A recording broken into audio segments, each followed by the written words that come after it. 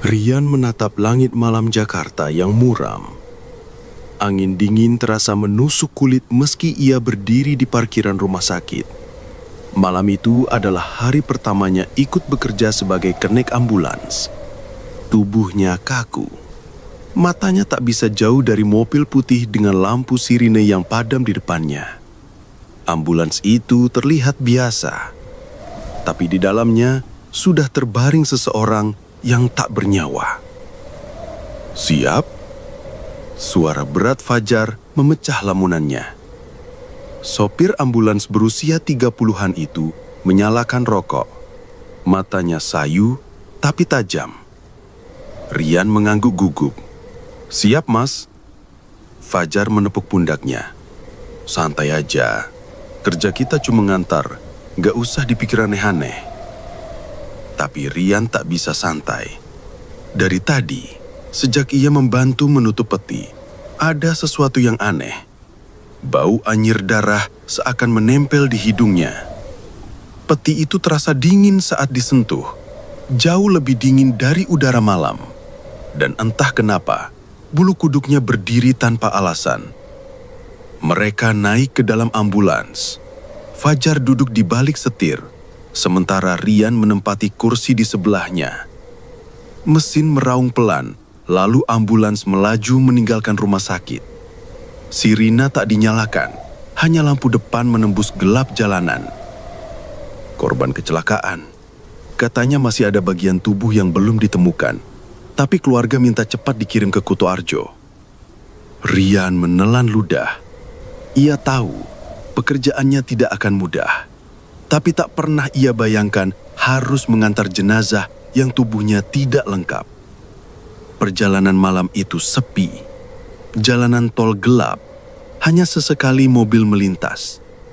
Rian menempelkan kening ke jendela, mencoba memejamkan mata, tapi sulit. Ada perasaan tidak enak yang terus menempel. Beberapa jam kemudian, saat ambulans memasuki jalur sepi di luar kota, hawa dingin semakin menusuk. Rian mendengar bunyi aneh dari belakang, seperti gesekan kayu pelan. Ia menoleh ke arah kabin belakang. Gelap, hanya cahaya lampu kecil di sudut ruangan. "Mas, dengar suara itu enggak?"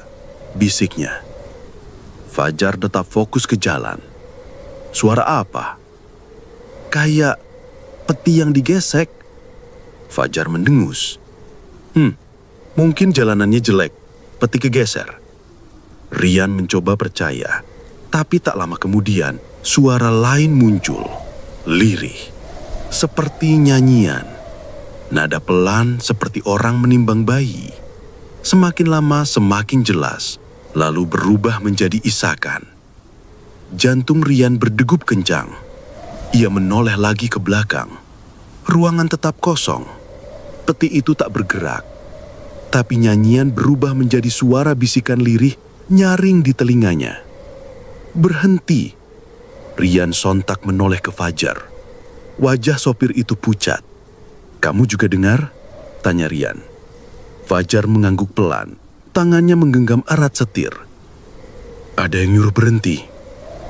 Ambulans tetap melaju, tapi hawa di dalam kabin semakin dingin menusuk sampai ke tulang. Suara itu kembali terdengar, kali ini lebih jelas, lebih keras. "Berhenti, cari badanku." Pintu belakang bergetar, pelan pada awalnya, lalu semakin keras, seperti ada yang ingin keluar. "Ya Allah," Fajar bergumam sambil menekan pedal gas lebih dalam. Ambulans melaju kencang menembus kegelapan. Rian menutup wajah dengan tangan gemetar, tapi suara itu masih ada, berbisik di telinganya. "Cari bagian tubuhku."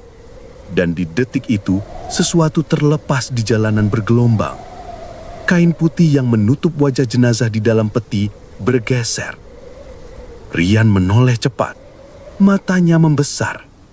Dari celah kain itu, sepasang mata kosong terbuka, menatap lurus ke arah kaca spion. Fajar melihatnya juga. Ia menarik nafas panjang, tapi tangan di setir gemetar hebat. Ambulans berlari kencang di jalanan gelap, tapi sorot mata kosong itu seolah mengikuti mereka. Ambulans terus melaju di jalan beraspal yang makin sunyi. Lampu jalan sudah jarang terlihat. Hanya ada cahaya lampu depan yang menusuk kabut tipis. Rian duduk kaku di kursinya. Bayangan mata kosong yang menatap dari balik kafan tadi masih jelas menempel di kepalanya. Ia menoleh ke Fajar. Sopir itu menatap lurus ke depan, wajahnya tegang. Asap rokok yang tadi sempat menenangkan, kini tak lagi menutupi kegugupan. Jemari Fajar menggenggam setir begitu kencang hingga buku jarinya memutih. "Mas," suara Rian bergetar. "Kamu lihat juga kan?" Fajar menghela nafas berat. "Lihat, aku juga lihat." Keheningan menguasai kabin. Hanya suara mesin ambulans yang terdengar. Namun tidak lama kemudian, bunyi lain kembali muncul. Kali ini bukan hanya isakan. Suara itu seperti nyanyian. Lirih, pelan, teratur. Seperti suara seorang ibu menidurkan anak. "Tidurlah, tidurlah." Rian merinding. Nyanyian itu datang entah dari mana tapi terdengar jelas di telinganya. Semakin lama nada itu berubah. Dari lembut menjadi sendu, lalu perlahan pecah menjadi tangisan. "Kenapa?" Suara itu lirih. "Kenapa tidak lengkap?" Fajar menoleh cepat ke kaca spion. Rian ikut menoleh. Mereka sama-sama terpaku. Kain kafan yang tadinya hanya sedikit bergeser, kini tampak lebih longgar. Dan dari celah itu, wajah pucat jenazah muncul samar. Rian berbisik panik, "Mas, kita berhenti aja. Aku nggak kuat." Belum sempat Fajar menjawab, suara berat terdengar di telinganya sendiri. "Berhenti di depan." Fajar tersentak, memutar kepala. Tidak ada siapa-siapa di dalam kabin selain mereka berdua dan peti itu. Tapi suara itu nyata, sangat nyata. Ia menekan pedal rem mendadak. Ambulans berhenti mendadak di tengah jalan sepi. Rian hampir terlempar ke depan. "Kenapa berhenti, Mas?" Rian hampir menangis. Fajar menutup mata sebentar, mencoba tenang. "Ada yang bisikin aku, suruh berhenti." Keduanya terdiam. Jalan di depan kosong, gelap. Pepohonan berdiri diam di kiri dan kanan. Angin malam membuat ranting bergoyang. Rian menunduk berusaha mengatur nafas. Tapi tiba-tiba terdengar bunyi gedoran dari belakang. Pintu ambulans bergetar. Semakin lama semakin keras. Duk, duk, duk. Seolah ada sesuatu dari dalam yang mencoba keluar. "Ya Allah, Mas, kunci pintunya!" Fajar segera menarik tuas pengunci. Tapi getaran itu tak berhenti, malah semakin kuat. Tiba-tiba, nyanyian lirih kembali terdengar. Kali ini bukan lagi Nina Bobo.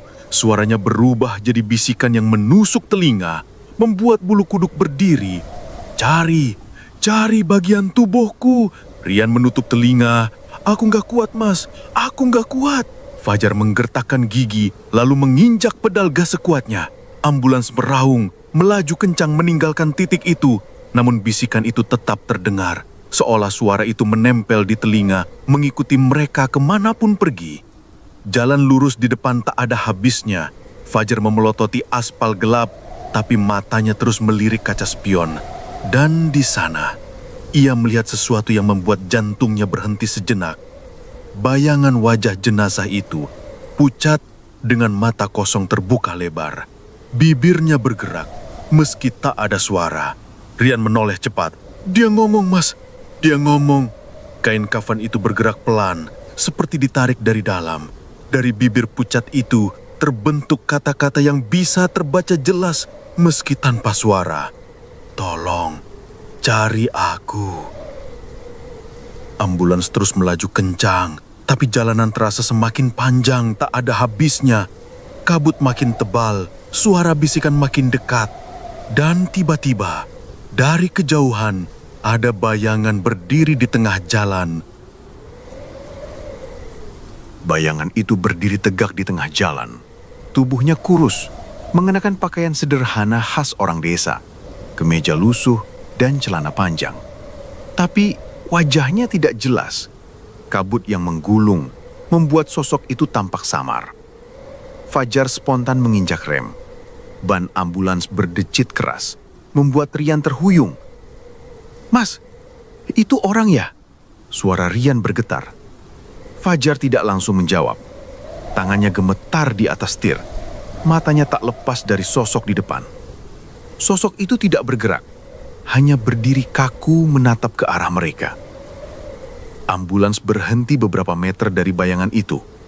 Sunyi. Tak ada suara kendaraan lain, hanya mesin yang bergetar pelan. "Coba klakson, Mas," bisik Rian. Fajar menekan klakson. Suara nyaring menggema di jalan sunyi, tapi sosok itu tak bergeming. "Gila, dia nggak gerak sama sekali," gumam Fajar. Rian menelan ludah. Tubuhnya merapat ke jok.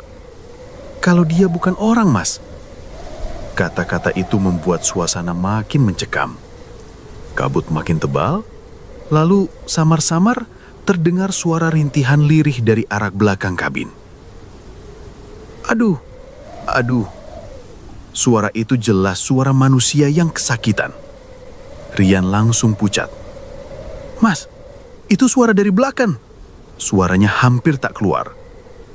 Fajar melirik kaca spion. Matanya langsung melebar. Kain kafan yang menutupi jenazah kini terbuka lebih lebar.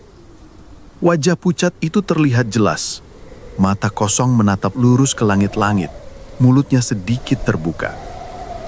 Fajar menunduk cepat, gemetar. Ya Allah. Rian menoleh perlahan dan hambil menjerit. Kain kafan itu benar-benar sudah terbuka, menyingkap bagian wajah yang masih utuh. Kulit pucat, dingin, bibir membiru. Tapi yang paling membuatnya membeku adalah mata itu. Tidak sekedar terbuka. Mata itu bergerak, menatap ke arah kaca spion. "Mas, dia hidup!" Rian menjerit. "Jangan ngomong sembarangan!" bentak Fajar, meskipun suaranya sendiri bergetar. Rian tak bisa melepaskan pandangan. Mulut jenazah itu bergerak, sangat pelan, seperti mencoba mengatakan sesuatu. "Bagian..." Suara berbisik memenuhi kabin.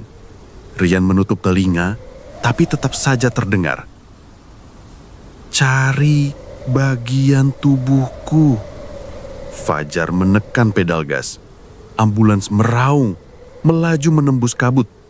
Bayangan di tengah jalan itu seolah buyar, hilang ditelan gelap. Tapi suara di dalam kabin tidak ikut hilang, malah semakin jelas. Seolah jenazah itu duduk di antara mereka. Rian gemetar hebat. "Aku nggak kuat, Mas. Aku sumpah nggak kuat." Fajar menggertakkan gigi. Wajahnya pucat pasi. "Kita harus lanjut. Kita harus sampai rumah duka." Namun, jalan yang mereka lewati terasa aneh. Rian menoleh keluar jendela. Matanya membesar. "Mas, ini tadi jalan yang sama kan?" Fajar menoleh cepat. Pepohonan bambu menjulang di kiri kanan. Jalanan aspal itu terasa familiar. Ia menelan ludah. "Nggak mungkin, kita nggak muter." Tapi beberapa menit kemudian, pemandangan itu muncul lagi. Jalan lurus, pepohonan bambu, kabut pekat. Seolah mereka dipaksa melintas di jalur yang sama berulang kali. Rian mulai menangis. "Mas, kita disesatkan." Fajar menoleh sekali lagi ke kaca spion. Dan di sana, wajah pucat jenazah itu kini menatap langsung ke arahnya. Bibirnya terbuka lebih lebar. Fajar membeku. Sebuah suara lirih tapi jelas terdengar langsung di telinganya. "Kalau tak kau temukan, aku yang akan menemukanmu." Jalan semakin gelap, kabut turun makin tebal. Pepohonan bambu di kanan kiri seperti bergerak, meski angin sama sekali tidak terasa. Daunnya berdesir pelan, suaranya menyerupai bisikan yang tak jelas arah. Fajar menatap lurus ke depan. Setiap kali ia berpikir jalan sudah berubah, yang muncul hanyalah pemandangan yang sama. Jalan lurus, bambu menjulang, kabut putih. Seolah mereka terjebak di lingkaran. "Kita muter-muter, Mas." Suara Rian lirih. "Ini tadi kita udah lewat. Aku hafal pohon bambu yang miring itu. Fajar menggertakkan gigi. Gak mungkin, aku gak belok sama sekali. Namun hatinya sendiri tak yakin.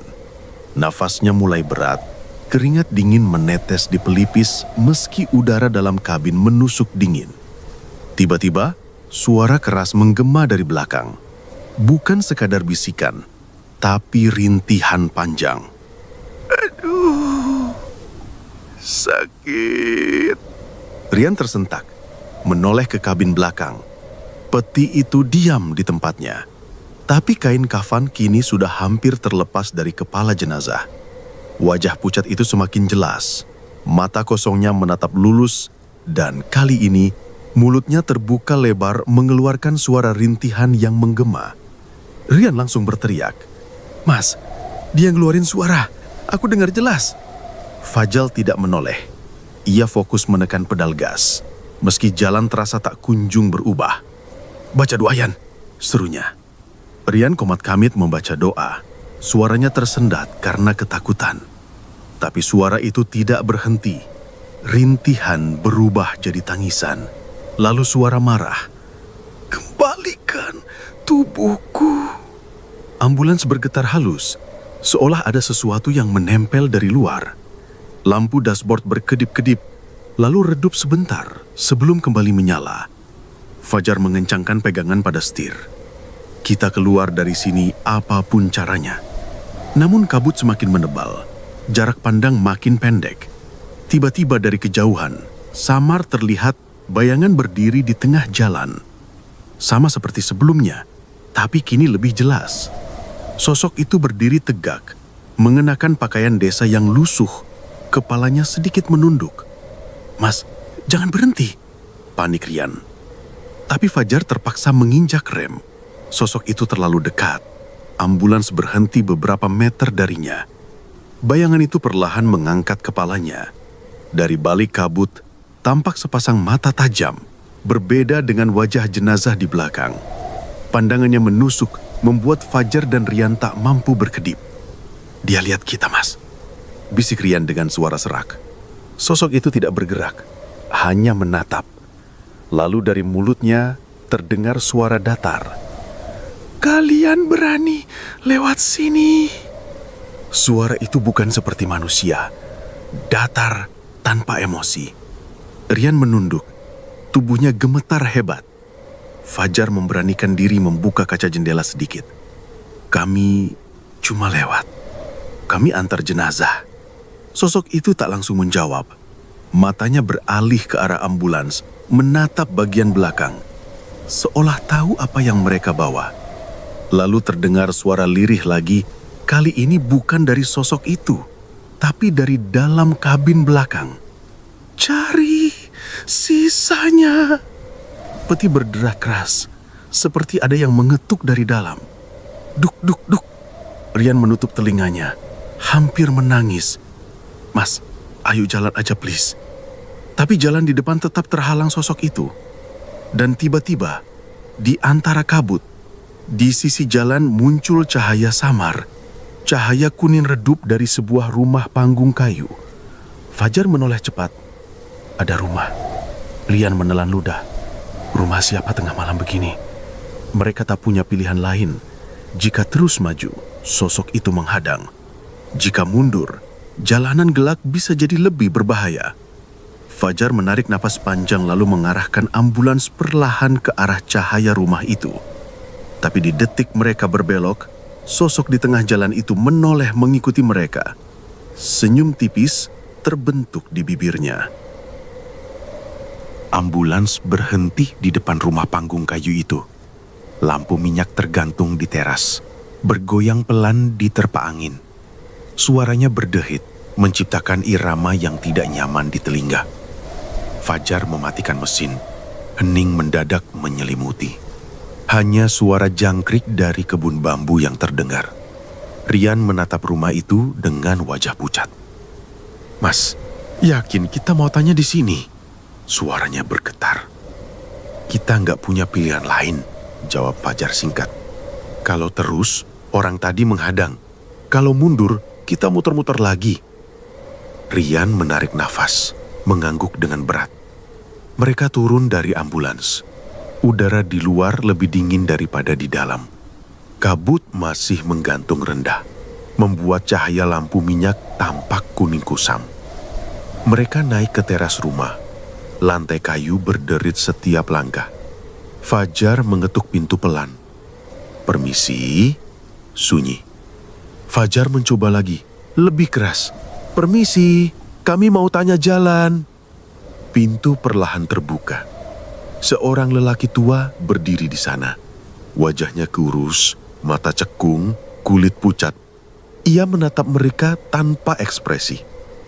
"Jalan ke Kutoarjo lewat mana ya, Pak?" tanya Fajar sopan. Lelaki itu diam beberapa detik, lalu menjawab dengan suara datar, tanpa intonasi. "Lurus saja." Hening kembali. Rian menelan ludah. "Lurus, tapi tadi kita muter-muter, Pak."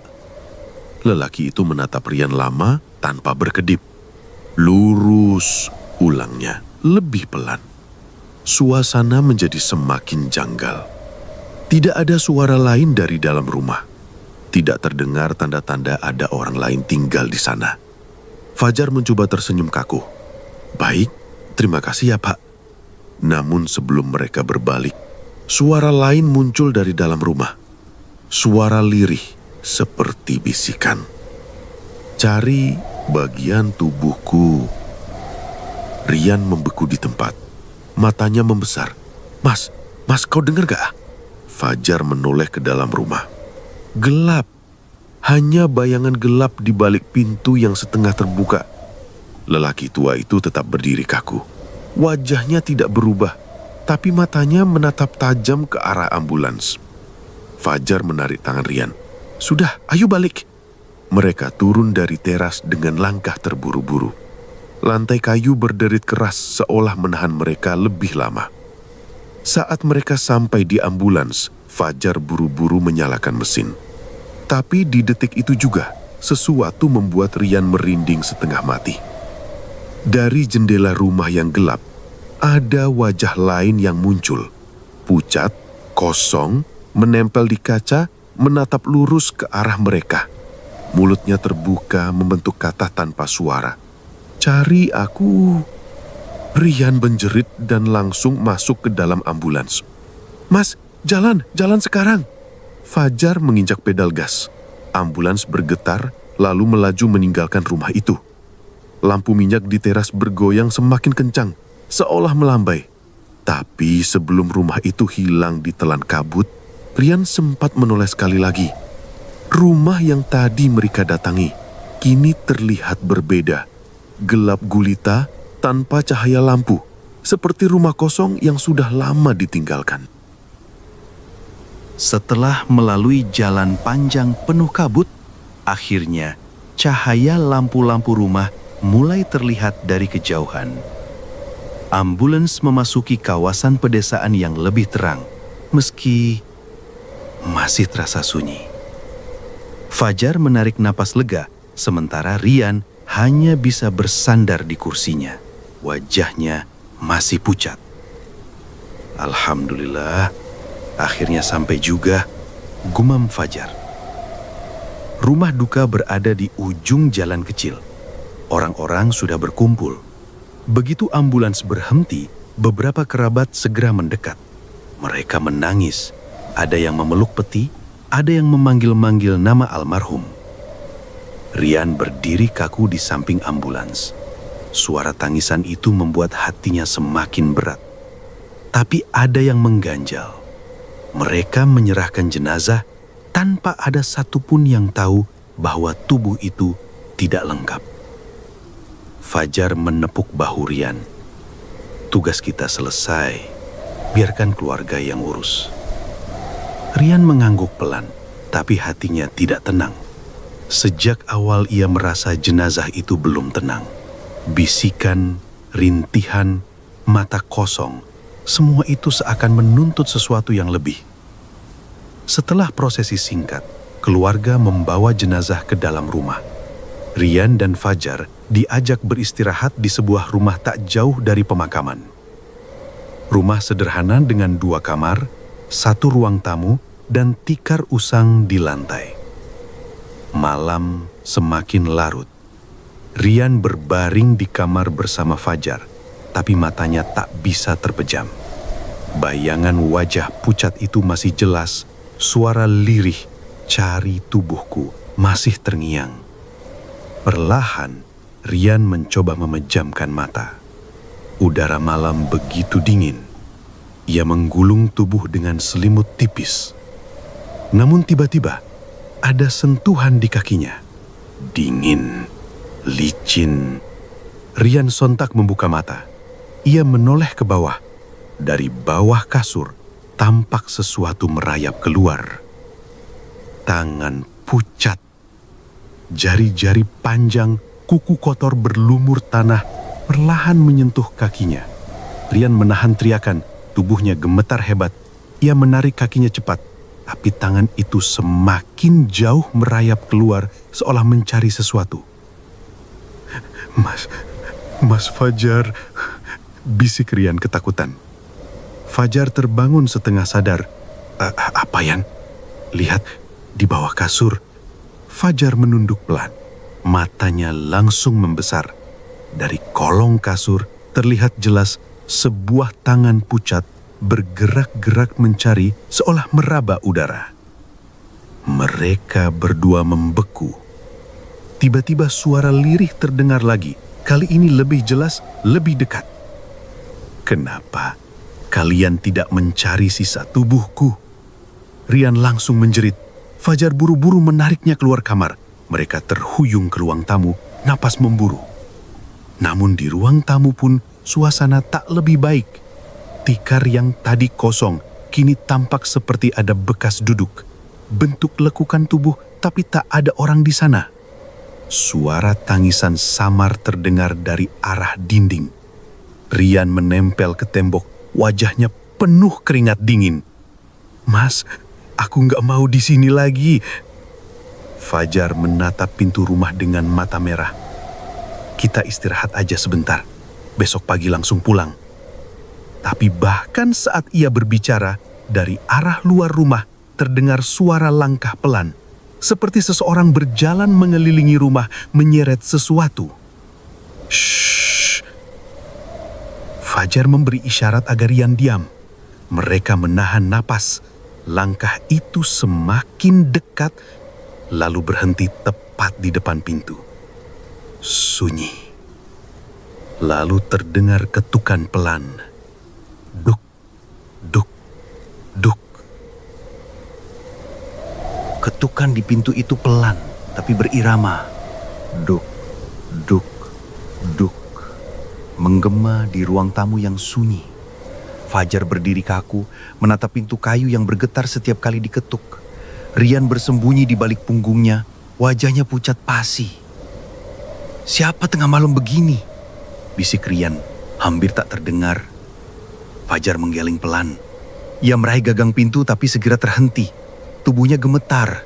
Dari sela-sela pintu tampak bayangan gelap seseorang berdiri tepat di depan.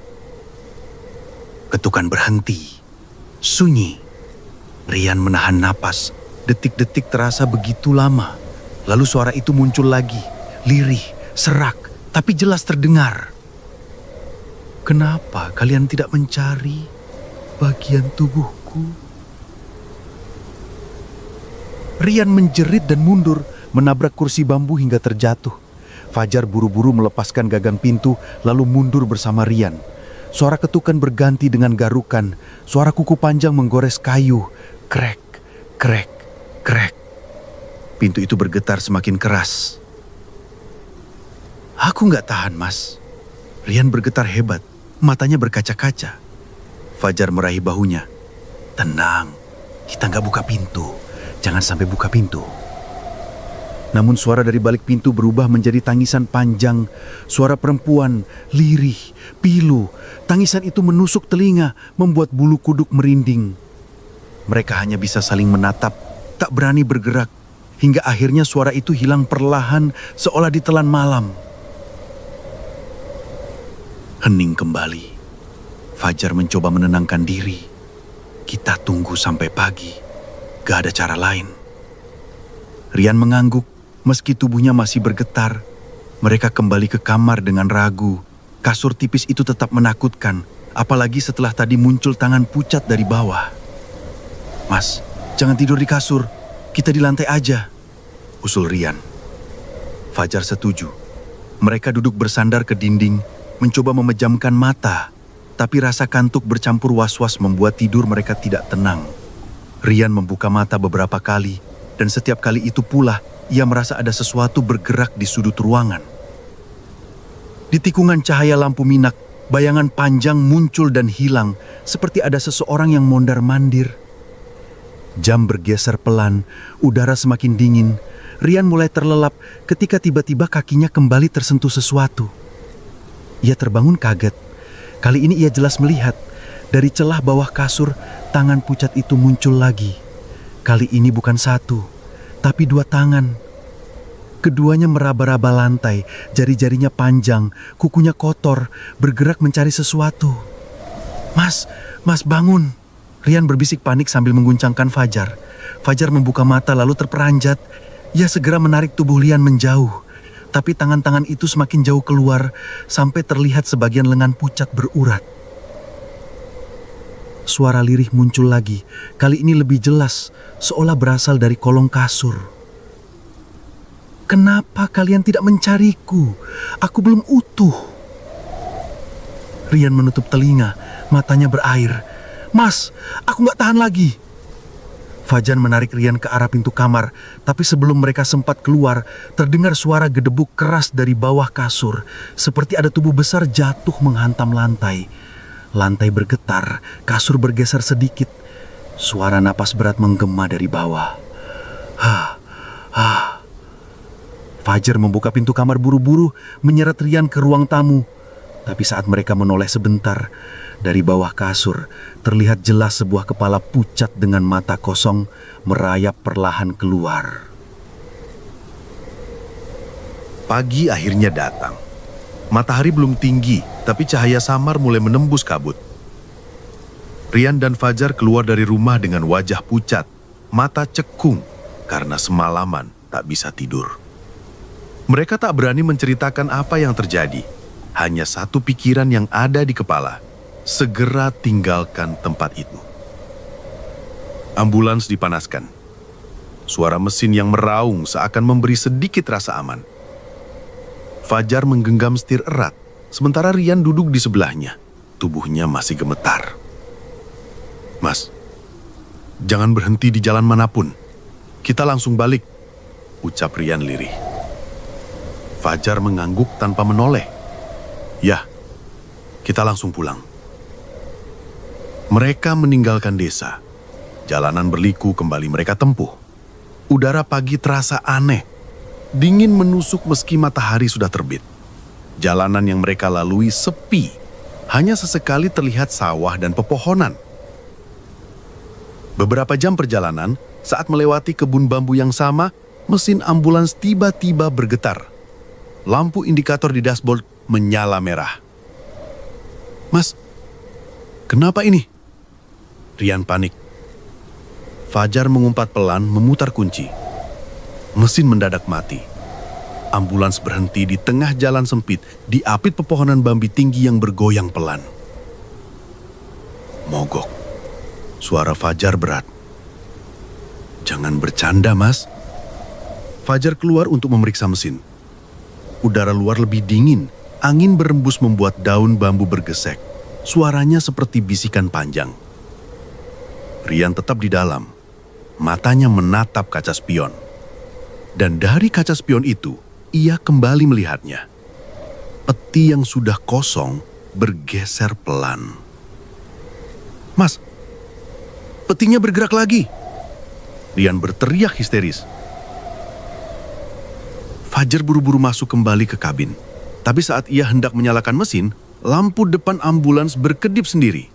Menyala, padam, menyala lagi. Suara lirih muncul di tengah kabin, lebih jelas dari sebelumnya. "Kalian tidak mencari, kalian meninggalkanku." Rian menutup wajah dengan kedua tangan. "Astagfirullah." Suara itu berubah menjadi marah. "Kembalikan tubuhku! Kembalikan!" Ambulans bergetar hebat. Pintu belakang berdentum seperti dihantam dari dalam. Duk, duk, duk. Fajar berteriak, "Pergi kalian, jangan ganggu kami." Tiba-tiba, jalan lurus di depan mereka berputar. Pandangan kabur. Setiap kali mereka mencoba menyalakan mesin, jalan itu berubah arah, kembali ke titik yang sama. Seperti mereka dipaksa berputar dalam lingkaran. Kabut menurun makin tebal. Dari sela pepohonan bambu muncul bayangan hitam. Tinggi, kurus, bergerak cepat dari satu batang bambu ke bambu lain. Rian menjerit, "Mas, ada yang ngintip dari luar!" Bayangan itu berhenti di depan ambulans. Samar terlihat sosok dengan wajah hancur, sebagian tubuhnya hilang. Matanya menatap tajam, bibirnya bergerak. "Kalian harus kembalikan aku." Lampu ambulans padam total. Gelap. Suara nafas berat memenuhi kabin. Fajar dan Rian saling menatap. Wajah mereka penuh ketakutan. Dan tiba-tiba, dari belakang kabin terdengar suara keras, seperti sesuatu jatuh menghantam lantai. Gedubrak! Rian menoleh cepat. Peti itu kini terbuka. Peti itu terbuka. Kain kafan yang seharusnya menutup rapat, kini terlepas, jatuh ke lantai kabin. Fajar dan Rian membeku, mata mereka membesar. "Mas, itu nggak mungkin." Suara Rian pecah, hampir tak keluar. Dari dalam peti, samar terlihat tubuh jenazah yang tidak utuh. Kulit pucat, sebagian terbalut perban kotor, sebagian kosong, tak ada dagingnya. Tapi yang membuat mereka benar-benar kehilangan akal adalah matanya.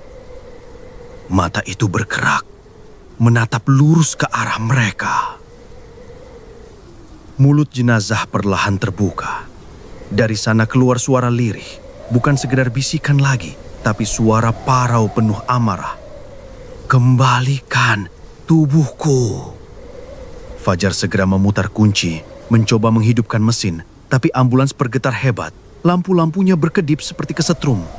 "Mas, cepat!" Rian berteriak. Tiba-tiba kaca belakang retak, krak. Sebuah tangan pucat menempel di sana dari dalam, mendorong, mencoba keluar. Pintu belakang kembali bergetar. Dentumannya membuat kaca spion bergetar keras. Duk, duk, duk. Fajar menunduk, berteriak membaca doa dengan suara parau. Rian hanya bisa menutup telinga sambil menangis.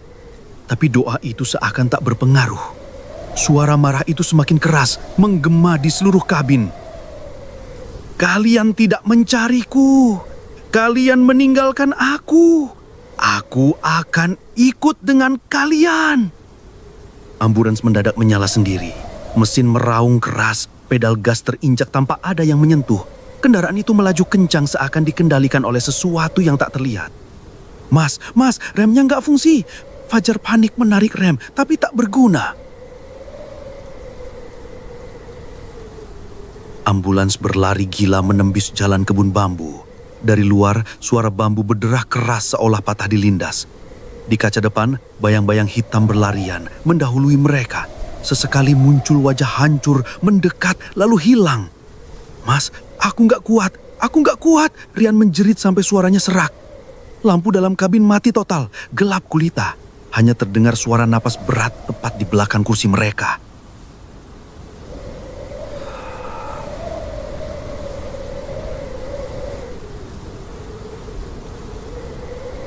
Rian menoleh perlahan. Matanya hampir keluar karena takut. Di kursi belakang, jenazah itu kini duduk.